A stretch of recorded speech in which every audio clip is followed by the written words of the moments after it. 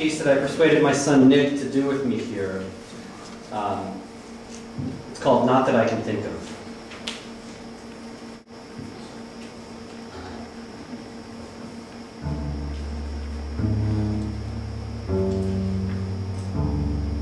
Who's that you're looking for? John Silverman? No, I don't think I know any John Silverman. Nick, do you know John Silverman? Now, you're not thinking of Sean Milligan, are you? No? No, well that's too bad, because Sean Milligan I know pretty well. Though we probably haven't seen him in, I don't know what, Nick, maybe 3 years? I mean, ever since that whole incident with the deer that got into Wilson's furniture store. But you'd know Sean if you saw him. I mean, he's a big guy. He must tip the scales at around 3 1/4. But he's got this really high-pitched voice, like somebody snuck in when he was sleeping and planted a different voice box in him.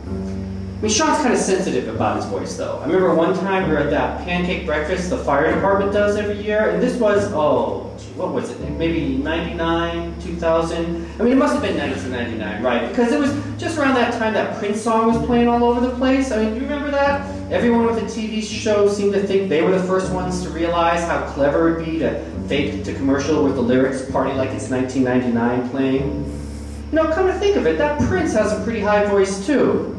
You know, it's kind of hard to imagine Prince growing up in Minneapolis. I mean, you know what I mean? I can't help but picture him going to high school with guys like Jesse Ventura. In my mind, he must have spent a lot of time getting shoved into the lockers. But it's a crazy world because, you know, here's Prince with a regular gig in Vegas, still selling out shows, and then here's Jesse Ventura looking like one short step away from hawking jewelry on the Home Shopping Network. I mean, it just goes to show you. You never know. It's like I was telling Nick here, that time when the deer got into Wilson's furniture store. You remember this, Nick? I mean, you think of a deer, you think of Bambi, or maybe Rudolph, although technically I guess Rudolph's a reindeer. But basically it's the same thing. Sweet disposition, big eyes, the kind of animal that looks good in animation. But those deer are wild creatures, and they just don't belong in your average furniture store. Now, nobody's quite sure how that deer got into Wilson's. I mean, somebody must have left the door open by the loading dock or something, and you know, maybe the deer was lured in by the palm fronds on a coffee table display. But none of that explains how the deer made it all the way into the store without being seen. I mean, Nick, you've been into Wilson's furniture with me, and you can't take more than 2 steps into that place before the salespeople there swoop down on you asking if you need any help. Am I right?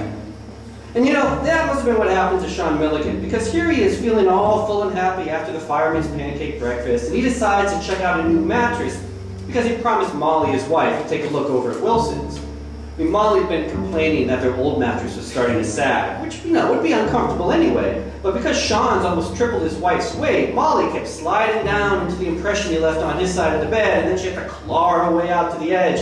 And she said it was like sleeping on a block of warm Jell-O, and really, she just had it.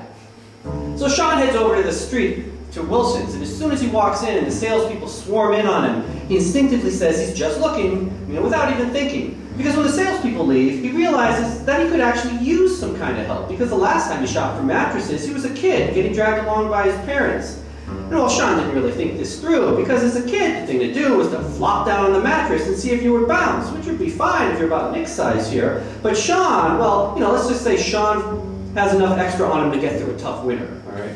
So when Sean flops down on the first mattress, that's a lot of pounds moving pretty quickly, and the mattress immediately breaks the legs off the bed frame, and the whole thing collapses with this huge bang that scares everyone in the store.